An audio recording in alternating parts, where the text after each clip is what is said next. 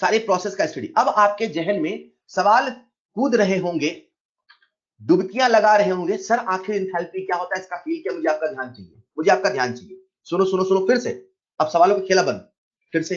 Enthalpy है क्या, इतना तो अभी आप समझ गए। ये जो फैक्टर है that is E plus PV, उसका हमने नाम रखा है इंथैल्पी। 2 2 था तो 2, 1 1 था तो 1। अगर मुझे 2 1 का लफड़ा नहीं पालना तो मैं सिंपल कहूंगा H बराबर होगा E प्लस पीवी, H बराबर होगा E प्लस पीवी, राइट। ये जो इंथैल्पी है that is E plus PV का समेशन। ठीक है साहब, ये तो हमें दिख रहा है, समझ गए। इसका फील क्या है, इंथैल्पी को हम लोग बोलते हैं net heat content of the system. हम लोग जो सिस्टम लेके चल रहे हैं वो गैसियस सिस्टम है, राइट। हम लोग जो सिस्टम लेके चल रहे हैं वो गैसियस सिस्टम है। गैसियस सिस्टम के अंदर या केमिकल रिएक्शन है के अंदर इंटरनल एनर्जी जो है, जो ई है, वो उनके इंटरैक्शन और दुनिया भर की एनर्जी से आता है। लेकिन हमारे इस सिस्टम में जिसमें एक्सपांशन और कंप्रेशन हो सकता है, जिसमें एक्सपांशन और कंप्रेशन हो सकता है, उसमें एनर्जी एक्सपांड और कंप्रेस करके भी चेंज की जा सकती है। मतलब अभी इस सिस्टम की इंटरनल एनर्जी ई थी, इस सिस्टम का कितना प्रेशर और कितना वॉल्यूम है वो भी एक एनर्जी है, पहले इसको समझो। सिंपली प्रेशर और वॉल्यूम का जो प्रोडक्ट होता है वो एक एनर्जी है। या ऐसे समझो बच्चों, कल हमने आपको फोर्स इनटू डिस्प्लेसमेंट का फॉर्मूला से डिराइव करके बताया था P इंटू वी। वो तो हम लोग जिस केस की बात कर रहे थे, हम हमारे केमिस्ट्री में सिस्टम का भला चाहते हैं, इसलिए हमने इस फॉर्मूले को बदल के रख दिया minus P external delta we. जब हमने साइन कन्वेंशन नहीं लगाया था, जब हमने सारी तीन पांच बातें नहीं करी थी, तो हमारे लिए तो P इंटू वी की यूनिट भी तो जूल होगी, फोर्स इंटू डिस्प्लेसमेंट की यूनिट भी तो जूल होगी, अपने आप में प्रेशर इंटू वॉल्यूम का प्रोडक्ट तो जूल ही होगा ना। मतलब मैं आपसे कहना चाहता हूं, इस चीज को समझो कि जो गैसियस सिस्टम है वो एनर्जी पीवी से भी आता है। जब आप इंटरनल एनर्जी बोलते हो which is the summation of all forms of energy, जो हमने डेफिनेशन लिखी थी, उस डेफिनेशन में एटम से रिलेटेड, मॉलिक्यूल से रिलेटेड जितनी एनर्जी है सभी सभी का योग, सभी का समेशन, उस समय पीवी वाली एनर्जी नहीं जोड़ी थी। आज क्योंकि पीवी से भी एनर्जी होता है तो उसे भी जोड़ दो, वो जो नेट हीट कंटेंट बनता है वही इंथैल्पी होता है। मैं इसे एक रियल एग्जांपल से समझाता हूं, लेकिन रियल एग्जांपल में पीवी फिट नहीं बैठेगा क्योंकि कंप्रेशन एक्सपांशन उसमें नहीं होगा। मान लीजिए आप सबके हाथ में एक पन्ना है, एक पेपर है। वो पेपर को जब आप जलाते हो तो उससे कुछ हीट आती है, उस पेपर के अंदर कुछ हीट कंटेंट है। हीट कंटेंट अलग है। आपने पेपर को जला दिया, पेपर को जला दिया, लेट से आपको 100 जूल की एनर्जी मिल गई। पेपर को जलने के बाद कुछ राख बचती है, वो जो राख बचती है जो कि कहीं ना कहीं मैटर है, अगर आपने उसे भी एनर्जी में कन्वर्ट किया होता, जिसका तरीका आपके पास नहीं है, जिसका आज हमारे पास खोज नहीं है, हम राख को कैसे एनर्जी में कन्वर्ट करें।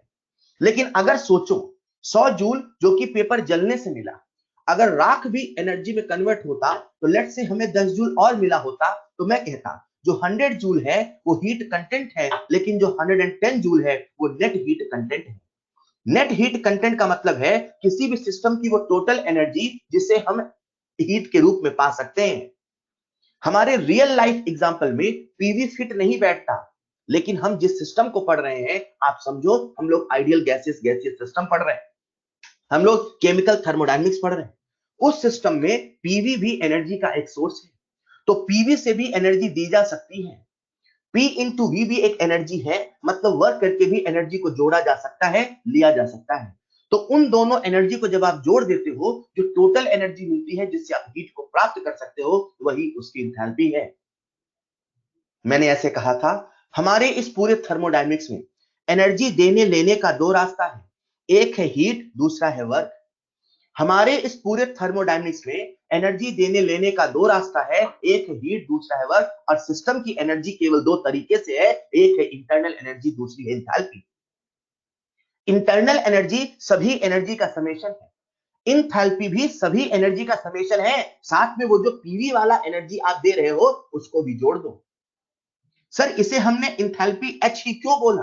क्योंकि ये हीट माइनस हीट से रिलेट होता था। जब लोग इसको बना रहे थे, जो लोग थर्मोडायनेमिक्स को बना रहे थे, उन्होंने कहा यार ये भी हीट है, ये भी हीट है, तभी तो हीट मिला। उसी हीट को रिलेट करने के लिए इसको एच से लिखा। क्योंकि ये जो इंथैल्पी होता है ये स्टेट फंक्शन होता है, ठीक वैसे जैसे कि इंटरनल एनर्जी होता है, इसलिए इसे कैपिटल एच लिखा। Enthalpy is the net heat content of the system. अगर कोई बच्चा सरल भाषा में सोचना चाहता है तो ऐसे समझे, किसी भी सिस्टम की वो टोटल एनर्जी जिससे हम हीट के रूप में प्राप्त कर सकते हैं। अब ये न कहना सर हीट क्या होता है, किसी भी सिस्टम की वो टोटल एनर्जी जिससे हम हीट के रूप में प्राप्त कर सकते हैं, वही उसकी इंथैल्पी है। आज हमारे केमिकल थर्मोडायनेमिक्स में एनर्जी ई से भी ऐड होती है, इसीलिए ई में उसे ऐड करते हैं। बच्चों आप सब समझते हो कि जो ई है उसे कैलकुलेट कर पाना पॉसिबल नहीं है। क्योंकि ई को हम कैलकुलेट नहीं कर सकते हैं, इसीलिए एच की एब्सोल्यूट वैल्यू भी कैलकुलेट नहीं हो सकती है। लेकिन हाँ, जैसे हम डेल्टा ई को कैलकुलेट करते हैं, वैसे ही हम डेल्टा एच को भी कैलकुलेट करते हैं। आप सभी जानते हो जो इंटरनल एनर्जी है वो एक एक्सटेंसिव प्रॉपर्टी है। जैसे इंटरनल एनर्जी एक्सटेंसिव प्रॉपर्टी है, वैसे इंथैल्पी भी एक्सटेंसिव है। मतलब वही वाली बात है, छोटा सा पन्ना होगा तो छोटी सी हीट कंटेंट है, बड़ा सा पन्ना होगा बड़ी सी हीट कंटेंट है। पूरी किताब को जलाओगे और एनर्जी मिलेगी। मैटर के बदलने से अमाउंट ऑफ हीट कंटेंट बदलेगा, इसीलिए वो एक्सटेंसिव प्रॉपर्टी है। जैसे इंटरनल एनर्जी स्टेट फंक्शन है, वैसे ही इंथैल्पी स्टेट फंक्शन है। आपको तो मजा आना चाहिए सोच के यार, आपने अभी तक 4 यूनिट का नाम पढ़ा, एक हीट, एक वर्क, एक ई और एक एच। हीट और वर्क पाथ फंक्शन है, ई और एच स्टेट फंक्शन है। स्टेट फंक्शन कहने का मतलब ये इनिशियल और फाइनल स्टेट पर डिपेंड करता है। बच्चों मैं आपको बता देता हूं एक बार फिर से, आइडियल गैस की जो इंटरनल एनर्जी है वो केवल केवल टेम्परेचर का फंक्शन है। आइडियल गैस की जो टोटल एनर्जी है, जो सारी दुनिया भर की एनर्जी है, वो केवल केवल टेम्परेचर का फंक्शन है। इसीलिए जब आइडियल गैस के केस में आइसोथर्मल प्रोसेस होता है तो उसके लिए डेल्टा एच भी 0 होता है, डेल्टा यू भी 0 होता है। Only for ideal gas, only for ideal gas. मात्र आइडियल गैस के लिए जब टेम्परेचर कांस्टेंट होता है तो डेल्टा एच और डेल्टा यू दोनों ही 0 होता है। रूल ये ना बना लेना कि आइसोथर्मल में डेल्टा एच डेल्टा यू 0 होता है। रूल ये ना बना लेना कि आइसोथर्मल में डेल्टा एच डेल्टा यू 0 होता है। रूल ये बनाना कि आइसोथर्मल प्रोसेस जब आइडियल गैस के लिए होता है तो उसका डेल्टा एच भी उसका डेल्टा यू भी 0 होता है। बच्चों मैंने कहा इंथैल्पी दैट इज एच, ये कैलकुलेट नहीं कर सकते हैं क्योंकि हम ई को कैलकुलेट नहीं कर सकते हैं, लेकिन डेल्टा एच को तो कैलकुलेट कर सकते हैं। ये जो लास्ट पॉइंट लिखा है ये वही लिखा है जो मैं आपसे कह रहा था कि आइसोथर्मल का मतलब डेल्टा यू डेल्टा एच नहीं होता 0। वो तो केवल आइडियल गैस के लिए होता है। जितने भी फेज ट्रांजिशन प्रोसेस होते हैं जो मैंने आपको इक्विलिब्रियम पे बताया था, फेज ट्रांजिशन सॉलिड से लिक्विड, लिक्विड से गैस, सॉलिड से गैस, इन सब में टेम्परेचर कांस्टेंट होता है, लेकिन फिर भी डेल्टा यू 0 नहीं होता, डेल्टा एच 0 नहीं होता। तो सर कितना होता है बता रहा हूं ना यार, आने तो दो।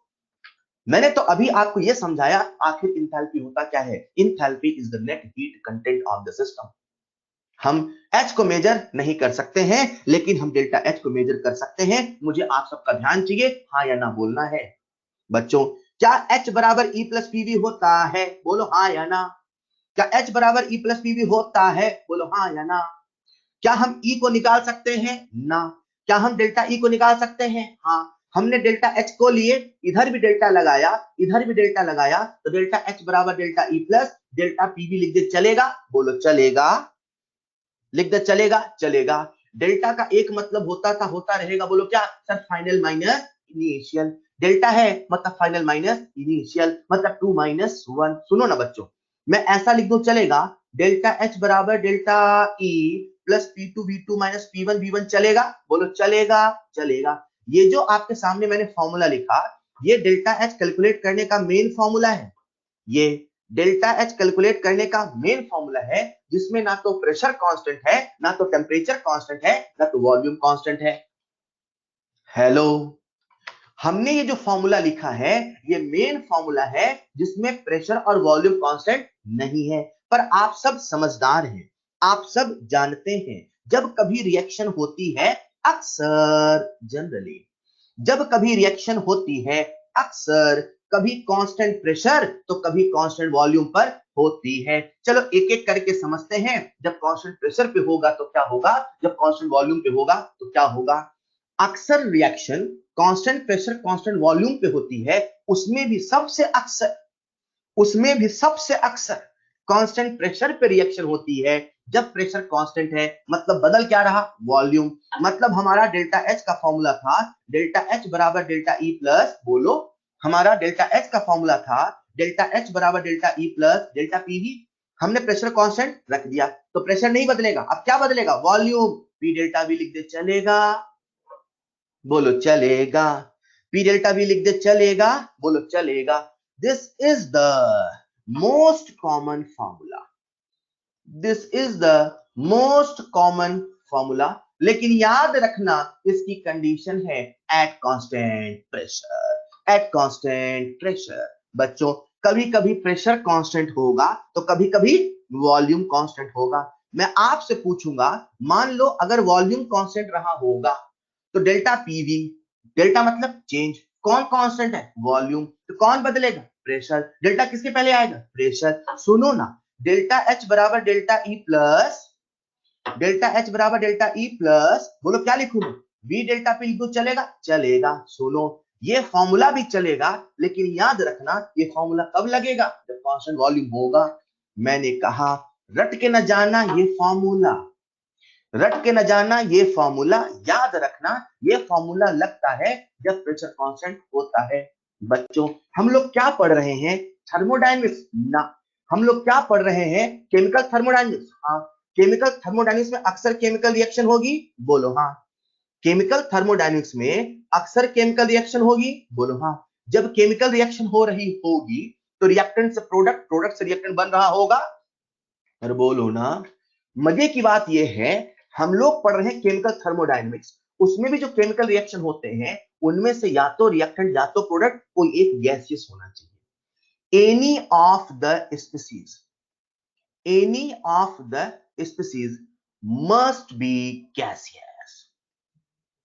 ओके, कोई एक गैस होना चाहिए। सुनो ना, अभी अपने सामने कांस्टेंट प्रेशर वाला, कौन सा, कांस्टेंट प्रेशर वाला एक फॉर्मूला आया था, बोल पाओगे, कांस्टेंट प्रेशर वाला डेल्टा एच का फॉर्मूला आया था, याद है किसी को, बोलो जरा, डेल्टा एच बराबर, बोलो, डेल्टा एच बराबर delta U plus P delta we, बोलो। क्या ये फॉर्मूला हर वक्त वैलिड है, नहीं सर, कांस्टेंट, कांस्टेंट प्रेशर पर। बच्चों हम लोग बात कर रहे हैं केमिकल रिएक्शन की, उसमें कोई एक रिएक्टेंट या प्रोडक्ट गैसियस होगा, गैसेस होगा तो आइडियल गैस इक्वेशन लगाते हैं, पीवी बराबर एनआरटी कह दे, चलेगा, बोलो चलेगा। पीवी बराबर एनआरटी कह दे, चलेगा आइडियल गैस के लिए, आपसे पूछ रहा हूं मैं, आइडियल गैस के लिए पीवी बराबर एनआरटी चलेगा, चलेगा। हेलो, एक बच्चा मुझसे पूछ रहा, सर यू और ई एक है क्या, यार शुरू से बोलते आ रहा हूं मैं, क्या करते हो यार लल्ला, भूल जाते हो आप लोग। चाहे मैं यू लिखूं चाहे मैं ई लिखूं बात बराबर है। चलो आपका दिमाग ई में सेट है तो मैं ई लिख देता हूं। पीवी बराबर एनआरटी कह दो, चलेगा, चलेगा। बदला क्या है, वॉल्यूम। देखो ना, इधर भी डेल्टा लगाया तो इधर भी तो डेल्टा लगाना पड़ेगा, हाँ लगा दो ना सर, तो डेल्टा एनआरटी लिख दो, चलेगा, चलेगा। अब डेल्टा का मतलब क्या, चेंज, कौन बदलेगा, बोलो, सर कभी कभी मोल बदलेगा तो कभी कभी टेम्परेचर बदलेगा, सॉरी, कभी कभी मोल बदलेगा तो कभी कभी टेम्परेचर बदलेगा। मतलब मैं एनआर डेल्टा टी लिख दूं, चलेगा।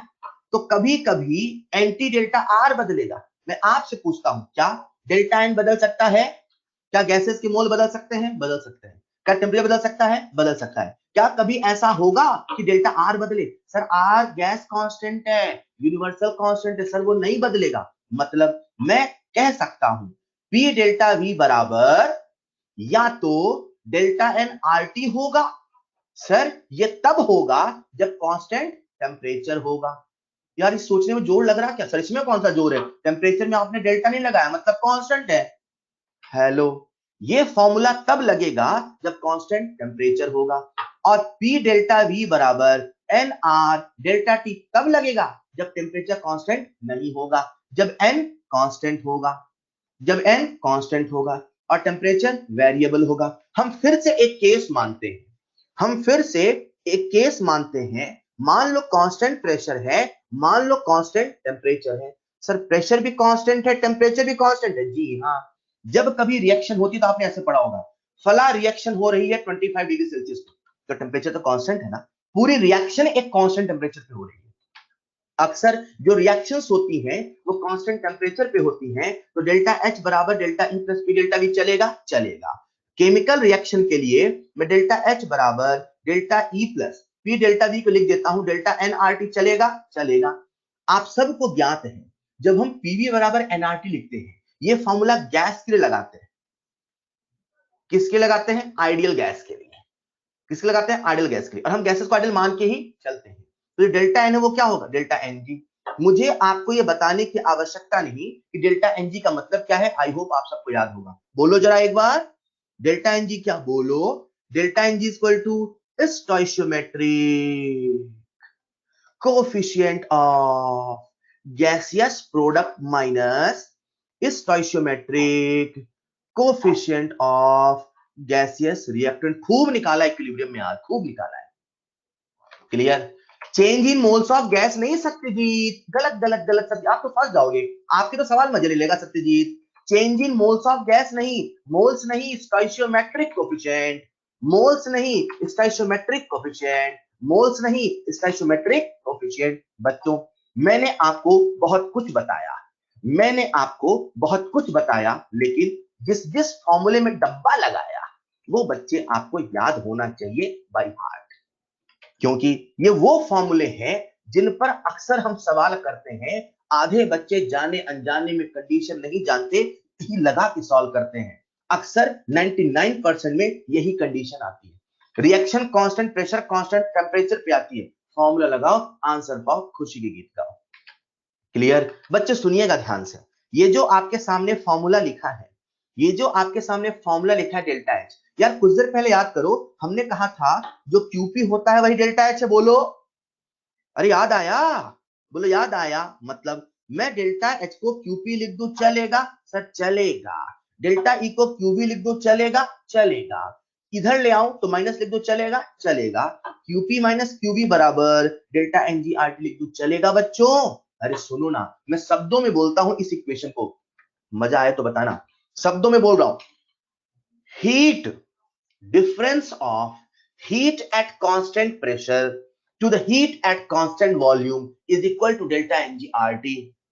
Difference of heat at constant pressure to the heat at constant volume is equal to delta NGRT. सवाल जब जब heat at constant pressure at constant volume बोले, घबराना नहीं, डेल्टा H डेल्टा E बोल रहा, समझ जाना।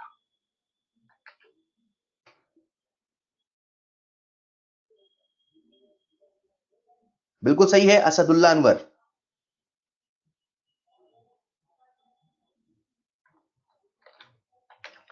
डेल्टा का मतलब चेंज है अल्लाह। अंकित, डेल्टा का मतलब चेंज है बेटा। ओके, अभी बात खत्म नहीं हुई। अब लोग ध्यान से देख रहे थे, बोले यार अपने सामने फॉर्मूला है, एक बार बोलो। डेल्टा एच बराबर delta E plus delta N G R T. Delta H बराबर delta E plus delta N G R T. Saurabh कह रहा सर ये मैथ, ये मैथ थोड़ी है, ये मैथ है। अरे यार कितना आसानी से मैथ बोलते हो आप, फिर तो आपको पता नहीं मैथ क्या है। डेल्टा एच बराबर delta E plus delta N G R T. सुनो सुनो सुनो, हमने रूल बना लिया क्या? जब जब डेल्टा एन जी जीरो होगा, वही इक्विलिब्रियम वाला हाल, केपी बराबर K C into R T power delta N G R. जब जब डेल्टा एन जी जीरो होगा, तब तब डेल्टा एच बराबर डेल्टा ई होगा। जब delta N G greater than zero होगा, तब डेल्टा एच डेल्टा ई से बड़ा होगा। जब delta N G less than zero होगा, तो डेल्टा एच डेल्टा ई छोटा होगा। मुझे लगता है आपको समझाने की आवश्यकता है, मैंने केपी केसी पहले बात कर ली है। ये जो आपके सामने खतरनाक सा चित्र दिख रहा है ना, इसका नाम है बॉम्ब कैलोरीमीटर। क्या नाम है? बॉम्ब। घबराना नहीं है। जब कभी न्यूमेरिकल में, बोलो बोलो, जब कभी न्यूमेरिकल में बॉम्ब कैलोरीमीटर बोलेगा, समझ जाना कांस्टेंट वॉल्यूम है और कुछ नहीं सोचना। बोलेगा इन बॉम्ब कैलोरीमीटर हीट, समझ जाना चाहिए हीट तो है, पर ये हीट नहीं, ये हीट एट कांस्टेंट वॉल्यूम है। न्यूमेरिकल प्रॉब्लम्स में जब भी बॉम्ब कैलोरीमीटर बोलेगा, उसे अपने को हीट एट कांस्टेंट वॉल्यूम मान के चलना है। घबराना नहीं है सर ये कैसा कैलोरीमीटर है, सर ये कैसा बॉम्ब है, घबराना नहीं है। ऑलराइट, चलिए मैंने आपसे इंथैल्पी पे बात करी, इंथैल्पी फॉर आइडियल गैस बात करी, इंथैल्पी फॉर केमिकल रिएक्शन बात करी। तो सारे फॉर्मूले आप चाहो तो एक बार कॉपी लिख लो, नहीं तो मैं बताते चलूंगा। जब सवाल दूंगा ना, बताऊंगा तो आपको लिखते चलना, ठीक है? अभी पीछे ही लौटते हैं। मैं यहाँ पे आपको एक एक्स्ट्रा पॉइंट बता रहा हूं। हालांकि आप लोग जब फिजिक्स में केटीजी पढ़ते हो, क्या पढ़ते हो? केटीजी। तो वहां ये आपको पूरा डेरिवेशन बताया जाता है। अभी मैं बता देता हूं बस एक सवाल कराने के लिए, ठीक है? आइडियल मोनो एटॉमिक गैस, मैंने कल की क्लास में आपको बताया था, जो मोनोटॉमिक गैस होती है उसकी जो इंटरनल एनर्जी है उसका फॉर्मूला है 3/2 RT, राइट? एक मोल है तो n की वैल्यू 1, 2 मोल है तो n की value 2 and so on. 3/2 nRT, this is the internal energy for an ideal gas, ideal mono atomic gas. हमें निकालना है इंथैल्पी, ठीक? तो इंथैल्पी जो है वो होता है 3/2 nRT प्लस nRT। क्यों? आइडियल गैसेस के लिए PV बराबर nRT होता है। यहां आप nRT लिख दोगे, ऐड करोगे तो आएगा 5/2 nRT। अगेन ये जो 5/2 nRT है, this is the enthalpy for an ideal gas. बहुत ध्यान सुना जो मैं कहने वाला हूं। Enthalpy for an ideal gas, for gaseous system नहीं, फॉर केमिकल रिएक्शन नहीं, वहां पे इंथैल्पी नहीं निकाल पाओगे। इंथैल्पी की कैलकुलेशन आप केमिकल रिएक्शन के लिए नहीं कर पाओगे। इंथैल्पी कैलकुलेशन ये जो है ये मोनो एटॉमिक गैस के लिए है, आइडियल मोनो एटॉमिक गैस के लिए है, जिसका फॉर्मूला है 5/2 nRT। Learn this formula by heart right now. Derivation आएगा आगे, वो degree of freedom and all that उसके बेसिस पे, ठीक है? अब जब डेल्टा एच निकालना है तो डेल्टा एच में चेंज होगा, तो चेंज कहां होगा? या तो मोल में या तो टेम्परेचर में। तो वही अपने डेल्टा पे लगा दिया एनटी के पहले, ठीक है? तो कभी मोल चेंज होगा तो कभी टेम्परेचर होगा, तो अपना डेल्टा एच निकालने का फॉर्मूला होगा आइडियल मोनोटॉमिक गैस के लिए 5/2 R delta N T. Clear? ये फॉर्मूला याद कर लो, याद रहेगा, स्टार लगा दिया अपन ने। उसी के साथ बच्चों जब हम न्यूमेरिकल प्रॉब्लम करेंगे तो आपको जो गैस कांस्टेंट है आर उसकी वैल्यू याद होनी चाहिए। बहुत सारे बच्चों को याद होती है, फिर भी जिनको नहीं याद है उनके लिए बता देता हूं ताकि बहाना नहीं मिले सर में याद नहीं है। जो आर होता है वो होता है 8.314 जूल पर केल्विन पर मोल। गौर करिएगा, जब एनर्जी जूल में निकालनी हो, टेम्परेचर केल्विन में और पर मोल हो तो ये लगाएंगे। क्लियर है? ये पर मोल है। उसी के साथ इसकी जो वैल्यू होती है 0.0821 लीटर एटीएम पर केल्विन पर मोल। उसी के साथ जो आर होता है कैलोरी में, इसमें कैलोरी में वो होता है 2, अप्रोक्सीमेटली 2 होता है, बट अपन लोग न्यूमेरिकल में 2 मान के चलेंगे। 2 कैलोरी पर केल्विन पर मोल, राइट? ये आर की वैल्यू है, आपको याद होना चाहिए। जिन बच्चों को नहीं याद है कॉपी में लिख लेंगे, मुझे ये मत कहना सर आर की वैल्यू नहीं याद है। Capital R equal to this. हाँ मुझे बताया है, मैंने कई बार बताया है, पर वही सवाल करने के पहले एक बार फिर से बता देता हूँ। क्लियर बच्चों? ये जो कैलोरी है ना, बड़ी इंटरेस्टिंग चीज है। कैलोरी के बारे में आपको मैं एक मजेदार बताऊं। जो कैलोरी होता है वो 14.5 डिग्री सेल्सियस पर रखा पानी है। इमेजिन करो ये पानी है, ठीक है? और 1 ग्राम पानी है। कितना पानी है? 1 ग्राम। और इसका टेम्परेचर है 14.5 डिग्री सेल्सियस। मुझे 14.5 से इसका टेम्परेचर बढ़ा के करना है 15.5। तो अपने आप तो नहीं होगा, फूंक मारोगे तो नहीं होगा, है ना? कुछ एनर्जी देनी होगी। 14.5 से 15.5 टेम्परेचर करने के लिए 1 ग्राम पानी को जितनी एनर्जी देते हैं उसे ही हम लोग कैलोरी कहते हैं। और आप जान के हैरान हो जाओगे, 1 कैलोरी इक्वल टू होता है 4.2 जूल। मतलब समझो, आप जब इसको एनर्जी देते हो दैट इज बेसिकली 1 कैलोरी। मतलब आप 1 ग्राम पानी को 14.5 से 15.5 डिग्री सेल्सियस करने के लिए 4.2 जूल एनर्जी देते हो। सवाल आपसे बेसिक डेफिनेशन में पूछ सकता है, how much energy required to increase temperature from 14.5 to 15. बच्चा लगा है फॉर्मूला लगाने में। से कौन सा फॉर्मूला? हीट पूछा है, ये पूछा है। अरे यार ये फैक्ट का सवाल है, समझिए। 14.5 से 15.5 1 ग्राम पानी जो एनर्जी होती है वही 1 कैलोरी होती है, वही 4.2 जूल होता है, राइट? तो आइए, हमने बात करी इंथैल्पी पे, हमने इंथैल्पी के कुछ फॉर्मूले डिस्कस किए। चलो शुरू करते हैं हमारा आज का खेला। शुरू करें क्या? अरे शुरू करें क्या? जो हमने सीखा इसे हम सवालों से और पक्का करते हैं। एक बच्चा मुझसे कहता है, सर 14.5 ही क्यों लिया है? बेटा कैलोरी को डिफाइन ही किया, ऐसे किया है। जो लोग बना रहे थे उन्होंने ऐसे ही बनाया। अब अर्णव आप मुझसे पूछोगे, सर 1 किलो इतना बड़ा ही क्यों होता है? सर सब्जी वाले की दुकान पे 1 किलो का वॉट इतना बड़ा क्यों होता है? सर 1 मीटर इतना क्यों होता है? बेटा जो बना रहे थे उनसे पूछो उन्होंने ऐसे क्यों बनाया। ऐसा बनाया, ऑलराइट? हाँ, तो उसे हमने डिफाइन ही ऐसे किया है। उसे डिफाइन ऐसे किया वाली बात होती है। लेट्स स्टार्ट खेला। आप सबके सामने स्क्रीन पर है पहला सवाल।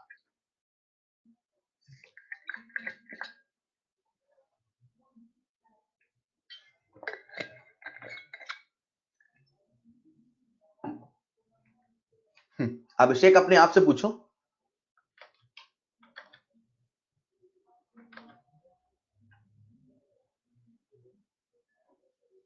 A path function becomes independent of path. A path function becomes independent of path, या वही a path function behave like state function. वो कौन सा प्रोसेस है जब पाथ फंक्शन स्टेट फंक्शन की तरह बिहेव करता है? एक एक प्रोसेस याद करो फटाफट। इस सवाल के माध्यम से आपको सारा लॉजिक याद हो जाएगा, इसलिए सवाल रखा पहला। सबका आंसर चाहिए यार, मोर देन करेक्ट आंसर है, मोर देन करेक्ट आंसर है। पाथ फंक्शन अपने पास दो ही है, एक हीट है, दूसरा वर्क है। चलो आइसोथर्मल देखो, आइसोथर्मल में क्यू और डब्ल्यू, अरे डेल्टा ई जीरो होता है ना आइसोथर्मल में। आइडियल गैस सिस्टम है मान लीजिए, तो अगर आइडियल गैस सिस्टम है, अगर आइडियल गैस सिस्टम है तो डेल्टा ई जीरो, तो क्यू बराबर माइनस डब्ल्यू, भूल जाओ। आइसोकोरिक वो तो बताया था, आइसोकोरिक में क्यूबी बराबर डेल्टा ई, आइसोबैरिक में क्यूपी बराबर डेल्टा एच, ये तो होता है। एडियाबैटिक में क्यू जीरो था नहीं था, तो क्यू जीरो था, डब्ल्यू बराबर डेल्टा ई था कि नहीं था? हाँ था। करते जरा फ्लॉट लगाओ यार, साइक्लिक में डेल्टा ई जीरो था, क्यू बराबर माइनस डब्ल्यू था, आइसो में क्यू बराबर माइनस डब्ल्यू था। तो 1 को भूल जाओ, 5 को भूल जाओ, 2 3 and 4, correct answer is 2 3 and 4, correct answer is 2 3 and 4, correct answer is 2 3 and 4। Alright, एक बच्चा लिख रहा है सर साथ में लिख दो फॉर्मूला, बेटा पहले लिखा था। आप सबके सामने स्क्रीन पर है अगला सवाल।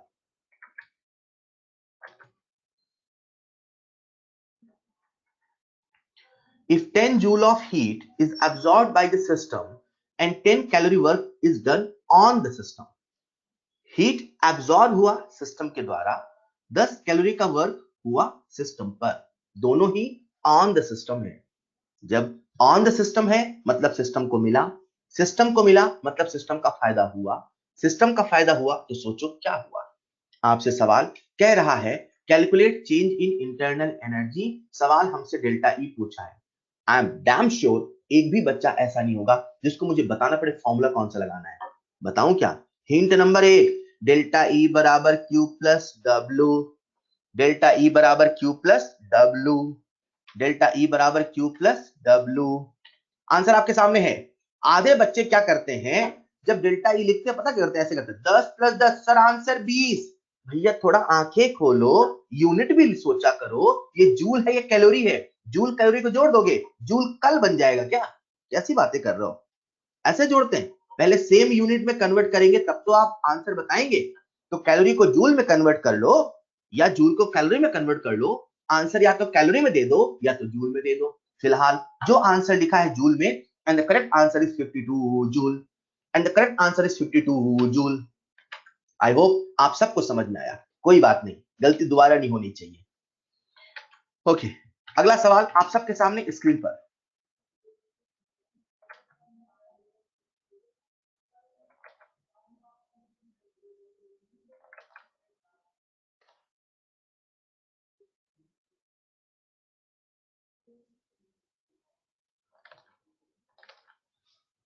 मैं याद दिला देता हूं, 1 litre atm is equal to 101.3 joule होता है। जब आप कैलकुलेशन कर रहे हो तो 101.3 लेके चलेंगे, 101 लेके कैलकुलेशन नहीं करेंगे, वो नीट में करना। यहां 101.3 लेके ही कैलकुलेशन करना, 101.3 जूल लेके ही कैलकुलेशन करिएगा बच्चों। मैंने आपके सामने लिख दिया है। हिंट नंबर 1, ये मत कहना सर हमें यूनिट नहीं याद था। हिंट नंबर 2, डेल्टा ई बराबर क्यू प्लस डब्ल्यू का फॉर्मूला लगाइए। आई एम डैम श्योर एक भी बच्चा ऐसा नहीं होगा इसको फॉर्मूला क्या लगाना है समझ में नहीं आएगा। यूनिट का ध्यान रखिए, सॉल्व करिए, बेहद आसान है। जिस बच्चे ने मुझे सबसे पहले सही आंसर दिया उसका नाम है अभिजीत सिंह।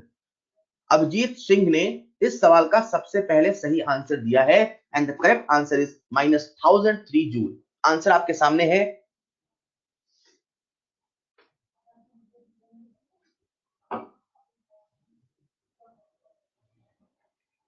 हाँ, अगर कांस्टेंट प्रेशर है तो मोहम्मद असदुल्ला अनवर आपका आंसर है।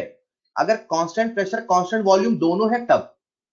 अभी सवाल आएगा, अभी आप समझ जाओगे, अभी मुझे सवाल कराने दो ना, अभी आने वाले हैं सवाल।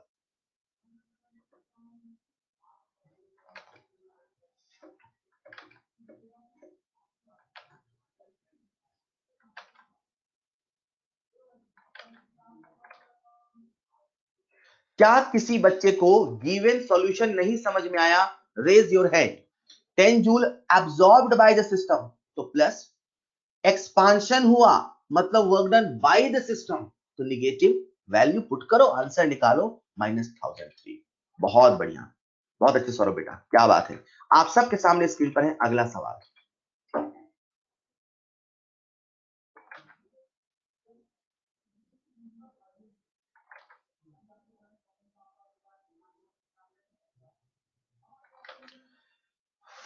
फॉर्मूला लगाओ, आंसर पाओ, खुशी के गीत गाओ।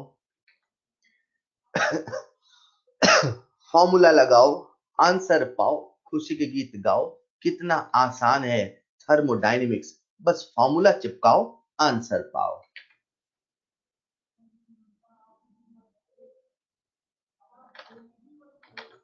हाँ, कैलकुलेशन करते समय यूनिट कन्वर्जन का विशेष ध्यान रखना। अब ये ना कहना मुझसे कि सर हमें किलो कैलोरी के बारे में नहीं पता। किलो का मतलब होता है 10 की पावर 3। ये किलो का मतलब होता है, किलो का मतलब होता है 10 की पावर 3। ये है किलो कैलोरी। तो किलो कैलोरी मतलब 10 की पावर 3 कैलोरी। तो आपके सामने हीट जो है सप्लाइड टू अ गैस, मतलब सिस्टम को दिया, तो सिस्टम को दिया, तो जो क्यू दे रखा है वो क्यू है कितना, 4 इंटू 10 की पावर 3 कैलोरी। यार ये बहुत आसान है, सबसे बनना चाहिए। नहीं नहीं, सबसे बनना चाहिए। And the correct answer is,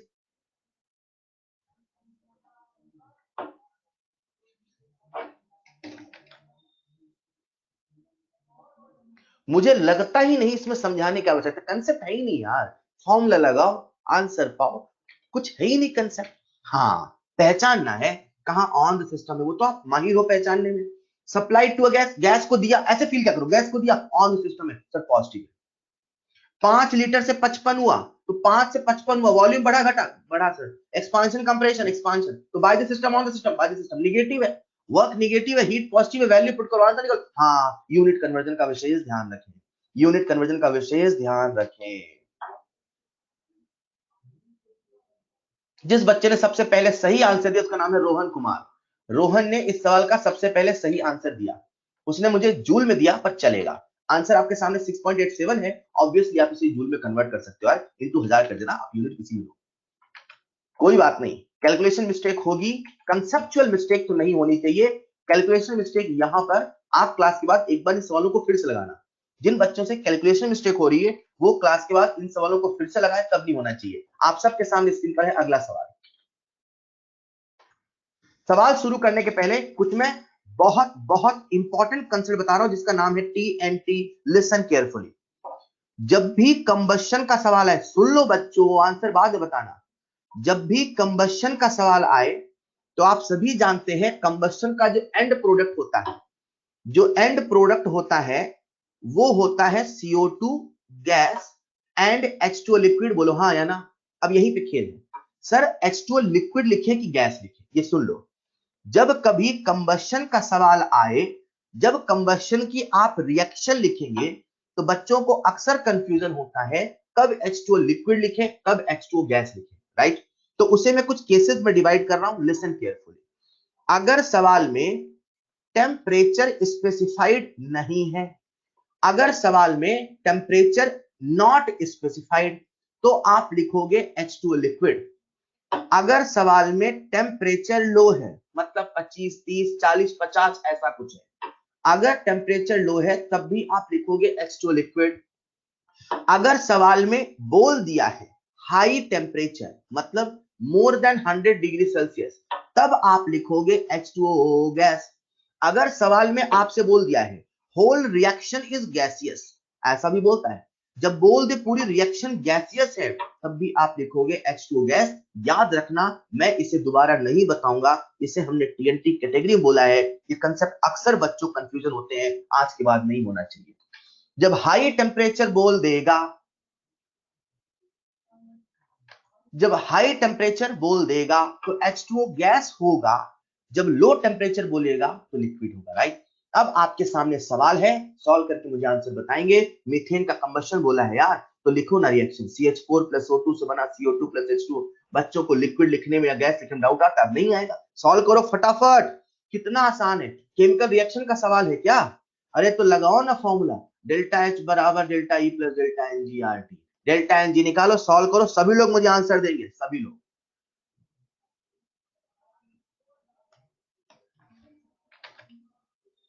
क्या बात है, आंसर आप सबके सामने है। ये है मीथेन की combustion reaction, CH4 plus 2O2 से बना CO2 प्लस 2H2। यहां से बच्चों डेल्टा एनजी की वैल्यू आती जीरो, खेल खत्म। डेल्टा एनजी जीरो, तो ये पूरा फैक्टर जीरो, तो delta H delta U zero. आपसे पूछा था कितना होता है, जीरो। नितिन इतना क्या कैलकुलेशन कर रहे हो, अंकित क्या कर रहे हो? डेल्टा एनजी निकालो ना, डेल्टा एनजी निकालो ना, डेल्टा एनजी जीरो, खेल खत्म। आप सबके सामने स्क्रीन पर है अगला सवाल।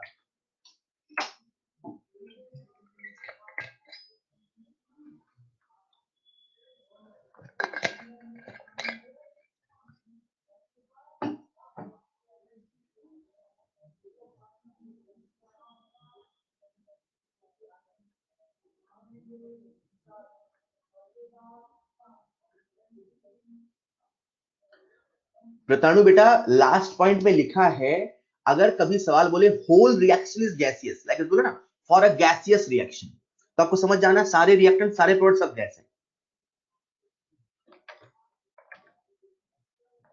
जल्दी से डेल्टा ई की वैल्यू दे रखी है, आपसे डेल्टा एच पूछा है, कुछ करना ही नहीं।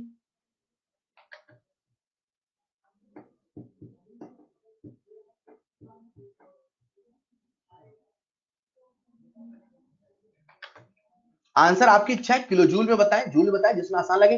इसमें सबसे ज्यादा बच्चा कैलकुलेशन मिस्टेक करता है, सबसे ज्यादा कैलकुलेशन मिस्टेक करता है।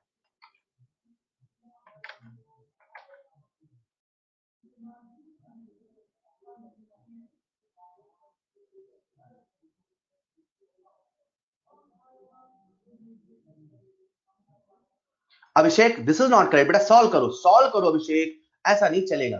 कंसेप्ट तो सबको पता होता है, फॉर्मूले में रखना है, लेकिन जब आप सॉल्व नहीं करते ना, यही सवाल मॉड्यूल मिलेगा तो नहीं बनेगा। सॉल्व करिए प्लीज, कैलकुलेशन के पीछे खुद को फंसाइए प्लीज। अभिषेक सॉल्व करो। एक बच्चा कह रहा है सर फॉर्मूले में रख देंगे, ऐसा नहीं, this is not correct. Okay, and the correct answer is -94.9 kilo joule. सवाल आपके सॉल्व करने के लिए है। अपने सामने रिएक्शन दे रखी है, डेल्टा एनजी की वैल्यू -2 है, डेल्टा एच बराबर डेल्टा ई प्लस डेल्टा एनटीआरटी है। वैल्यू को पुट करें, जब आप वैल्यू को पुट करते हो बच्चे सुनिएगा ध्यान से, जो डेल्टा ई है उसे आप लोग लिखते हैं -90, लिख देते हो, फिर आते हो डेल्टा एनजी में -2 इंटू आर। जब आप आर की वैल्यू लिखते हैं, मैं यहां लिख रहा हूं है ना, डेल्टा एनजी आरटी में यहां लिख रहा हूं, तो -2 इंटू 8.314 इंटू टेम्परेचर केल्विन में। तो केल्विन दे रखा है, टेम्परेचर नहीं, 27 डिग्री सेल्सियस बोला है, उसे केल्विन लिखते कितना जाता है, 300। ठीक है, जब आप ये लिखते हो तो याद रखो, यहां पे जो आर लिख रहे हो ये है 8.314 जूल पर केल्विन पर मोल, राइट? ये जूल में है, इसे कन्वर्ट करना होगा किलो जूल में। सर क्यों? क्योंकि आपने जो डेल्टा ई लिखा है वो किलो जूल में है, तो किलो जूल में किलो जूल ही जुड़ेगा, किलो जूल में जूल नहीं जोड़ोगे। उसे किलो जूल में कन्वर्ट करो, तभी जोड़ोगे, तभी घटाओगे, तभी अलजेब्रिक लॉ लगाओगे। तो इसे किलो जूल में कन्वर्ट करने के लिए 1000 से डिवाइड करते हैं, या वही लिखा है 10 की पावर -3।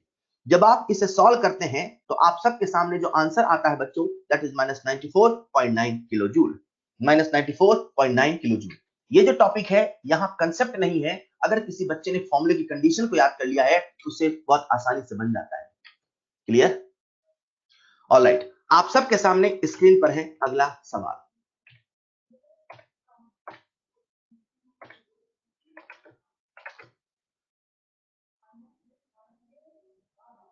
एक मिनट, सिस्टम हैंग हो रहा है। आप सबके सामने स्क्रीन पर है अगला सवाल। अगला जो सवाल है उसमें बोला है प्रोपेन गैस, बॉम्ब कैलोरीमीटर है, हीट ऑफ कंबशन मतलब हीट है, और बॉम्ब कैलोरीमीटर है। तो समझ जाओ ये जो हीट है ये हीट एट कांस्टेंट वॉल्यूम है। टेम्परेचर 27 डिग्री सेल्सियस दे रखा है, मतलब टेम्परेचर हाई नहीं है। 27 डिग्री सेल्सियस पे कंबशन हो रहा है प्रोपेन का। आपको मुझे ये तो बताने की आवश्यकता नहीं प्रोपेन का फॉर्मूला क्या होता है। आप जब प्रोपेन का कंबशन लिखोगे, दैट इज C3H8, कंबशन लिखोगे O2 के साथ, तो CO2 और H2O तो बनेगा। बस समझना पड़ेगा कि H2O लिक्विड होगा कि गैस होगा। अरे देखो ना, टेम्परेचर लो है, लो टेम्परेचर क्या लिखोगे, H2O लिक्विड। यहाँ रिएक्शन को लिखो, बैलेंस करो, डेल्टा एनजी निकालो। आपसे heat of combustion at constant pressure पूछा है, सवाल आपसे डेल्टा एच पूछा है। आप सबके पास पूरे 1 मिनट है, सभी लोग मुझे आंसर देंगे। बेटा सवाल सॉल्व करना पड़ेगा, यहाँ पे ऐसे ही सवाल बनते हैं, इन्हें आप सॉल्व करें। आप सबको फॉर्मूला लगाना तो आता है, लेकिन यहाँ गलती फॉर्मूले की नहीं होती, यहाँ गलती कैलकुलेशन की और वैल्यू पुटिंग की होती है। प्लीज सॉल्व करें।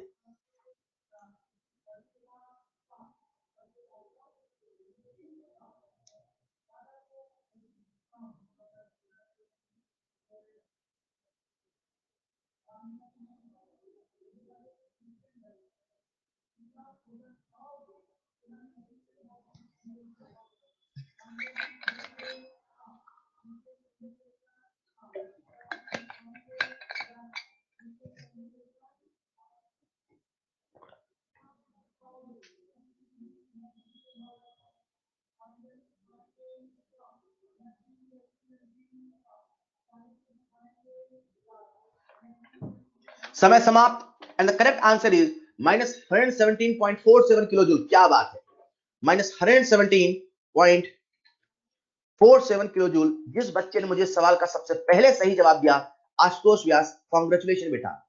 बनना और सही जवाब देना दोनों में फर्क है। एग्जाम में यही तो होता है, सवाल आपसे बनता है लेकिन आप नेगेटिव मार्किंग करके आते हैं क्योंकि आप गलत कैलकुलेशन करते हैं। कैलकुलेशन जो करते करते सुधरेगी, प्लीज पूरी पेशेंस से करते रहे। वाह, बहुत बढ़िया। आई होप आप सभी को ये सवाल बहुत आसानी समझ में आया। मुझे समझाने की आवश्यकता नहीं, करना क्या है। हमने रिएक्शन लिखा, उसे बैलेंस किया। H2 लिक्विड लिखने में बच्चों को डाउट आता है, लेकिन मेरे टीएनटी कंसेप्ट बताने के बाद आपको डाउट नहीं आना चाहिए। H2 लिक्विड लिखा, डेल्टा एनजी को सॉल्व किया, वैल्यू को पुट किया, सभी यूनिट्स का ध्यान रखना है। And the correct answer is -117.47 kilo joule. Right, क्या बात है। तो ये था आपके सामने सवाल, बिल्कुल फॉर्मूला पुटिंग था। इसी के साथ आपके स्क्रीन पे है अगला सवाल। जो अगला सवाल है, the enthalpy of vaporisation of water. किसी बच्चे को नहीं समझ में आता क्या दिया है, तो लिखा है इंथैल्पी। सरल सी बात है, मतलब डेल्टा एच दिया है। एक बच्चा कहता है कि सर हमें वाटर की इंथैल्पी ऑफ वेपोराइजेशन दिया है, मतलब डेल्टा एच दिया है। डेल्टा एच किसका दिया है? मैंने कहा वेपोराइजेशन का। सर वेपोराइजेशन का मतलब क्या होता है? वेपोराइजेशन का मतलब होता है H2O लिक्विड से H2O गैस बना। एक मोल, सर आपको कैसे पता चला एक मोल? यहां लिखा है पर मोल। मैं सवाल को समझा रहा हूं, आप सभी ध्यान से सुनिएगा और अगले सवाल को सही जवाब दीजिएगा। Enthalpy of vaporisation of water, vaporisation का मतलब है H2O लिक्विड से H2O गैस बनना। क्योंकि यहां पे जो डाटा दिया है वो दिया है किलोजूल पर मोल का, तो हम एक मोल ही लेके चलेंगे। इस रिएक्शन का जो डेल्टा H है वो हमें दे रखा है 40 किलोजूल पर मोल, मतलब 40 किलोजूल। और हमें टेम्परेचर दे रखा है 100 डिग्री सेल्सियस, जिसे हम केल्विन बदल लेते हैं, दैट इज 373 केल्विन। हमसे सवाल पूछा है देन फाइंड डेल्टा ई, मतलब डेल्टा ई प्लस पूछा है। आप सभी जानते हैं ये केमिकल रिएक्शन है, और केमिकल रिएक्शन के लिए कांस्टेंट टेम्परेचर पर और कांस्टेंट प्रेशर पर, सवाल में प्रेशर नहीं बोला है, हमने कांस्टेंट प्रेशर के मान की बात चल रही है, तो डेल्टा एच बराबर डेल्टा ई प्लस डेल्टा एनजीआरटी का फॉर्मूला लगाएंगे और डेल्टा ई आप आसानी से निकाल लेंगे। डेल्टा ई बराबर डेल्टा एच माइनस डेल्टा एनजीआरटी। जब ये सवाल आया था, ये सवाल जो था वो ऑप्शन बेस्ड था, तो बच्चों ने इसे सॉल्व नहीं किया था, क्योंकि उन्हें पता था जो डेल्टा एच है उसकी वैल्यू है 40। गारंटी है जो डेल्टा ई है वो डेल्टा एच से छोटा आने वाला है। गारंटी है जो डेल्टा ई है वो डेल्टा एच से छोटा आने वाला है। चार ऑप्शन में एक ही ऑप्शन 40 से छोटा था, बिना सॉल्व किए उन्होंने टिक कर दिया साहब यही आंसर है। लेकिन मैं चाहता हूं आप इसे यहां पे सॉल्व करें। जब आप इसे सॉल्व करेंगे बच्चों, तो डेल्टा एच की वैल्यू यहां दे रखी है 40, राइट। तो 40 माइनस डेल्टा एन कितना है 1 इंटू 8.314 अपॉन 1000, क्योंकि किलो जूल में है इसे भी किलो जूल में लिखना पड़ेगा, यूनिट का विशेष ध्यान रखना है, इंटू 373। जब आप इसे सॉल्व करते हैं तो आंसर आता है 36.9 किलो जूल के आसपास।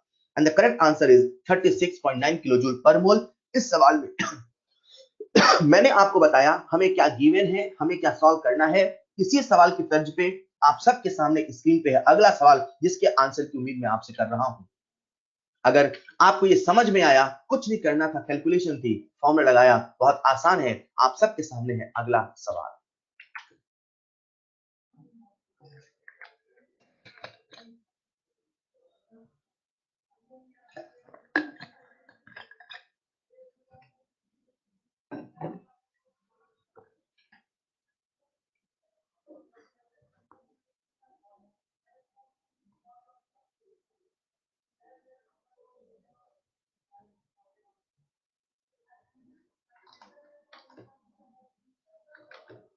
इस सवाल के आंसर की उम्मीद मैं आपसे कर रहा हूं, बिल्कुल पहले सवाल के जैसा है, बस इतना मान लो वहां H2O लिक्विड था, यहां कोई A लिक्विड है, A लिक्विड से A गैस बन रहा है।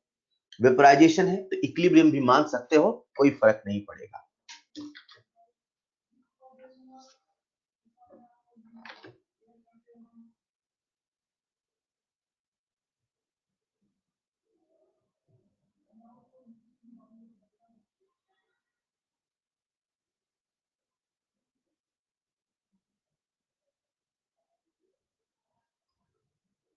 मैं इतना बता देता हूं, ये बहुत आसान सवाल है।